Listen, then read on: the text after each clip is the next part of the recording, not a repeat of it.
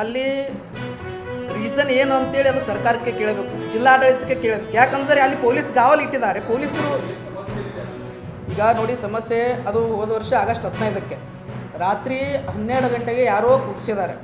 ಅದು ಯಾರು ಕುಣಿಸಿದಾರಂತ ಪೊಲೀಸರು ಎನ್ಕ್ವೈರಿ ಮಾಡಿದ್ರೆ ಗೊತ್ತಾಗುತ್ತೆ.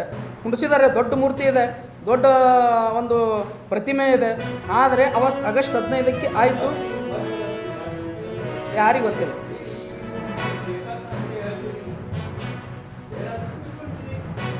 ಇಲ್ಲ ಇಲ್ಲ ನಾವು ಯಾರು ಕುಡಿಸಿದ್ರಂತ